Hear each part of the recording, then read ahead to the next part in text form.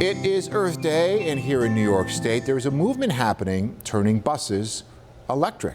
A piece of the recently passed New York State budget says all school buses will need to become zero emission by 2035, and that districts need to start buying the electric vehicles by 2027. Meantime, the NFTA marking this Earth Day with the unveiling of its first battery-operated bus and charging station. 7 News senior reporter Eileen Buckley on the story tonight and joins us live in Buffalo. Eileen? Well, Jeff, here at the Cold Spring bus station, the NFTA has its first ever battery-operated bus. And also inside that bus garage is a charging rack for up to 50 buses, because this is only the beginning. The NFTA is pledging that it will have all electric buses by the year 2035. Clapping is louder than the bus. The NFTA rolled out this shiny new electric $1 million-plus bus that runs on a lithium battery. You may not realize that transportation is the third biggest polluter of the air you breathe.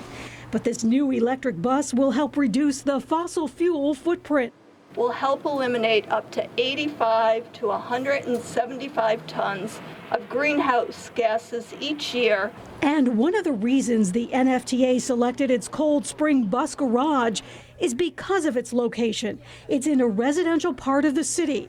I asked NFTA Executive Director Kim Minkle about improving the air quality in the neighborhood as we took a ride on the new bus. We thought it was important, to be a good neighbor to the community, to make certain that we have buses that have zero or low emissions, and you can't get any greener than this electric bus.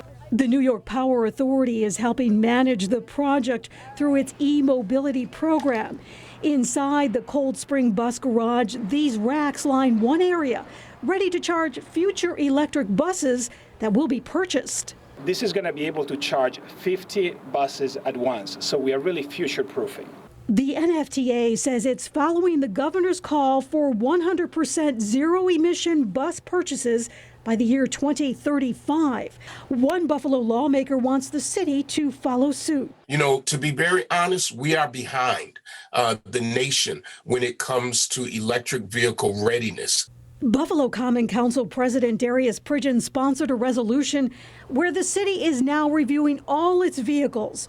So far, a review from the city's Commissioner of Administration and Finance states replacing police vehicles might not work since the vehicles are handed off between officers and run constantly.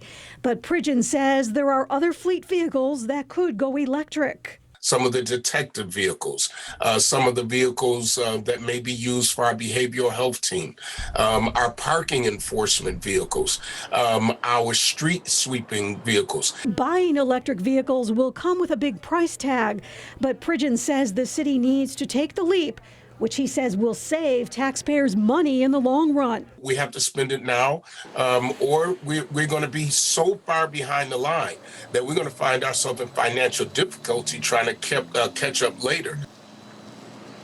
Now, Jeff, Buffalo's Deputy Mayor Dr. Ellen Grant was here at the bus event today. She says that the city is committed to reducing greenhouse gases.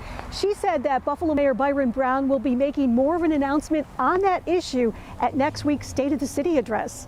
Live outside the Cold Spring bus station in Buffalo, Eileen Buckley, 7 News. All right, thank you, Eileen.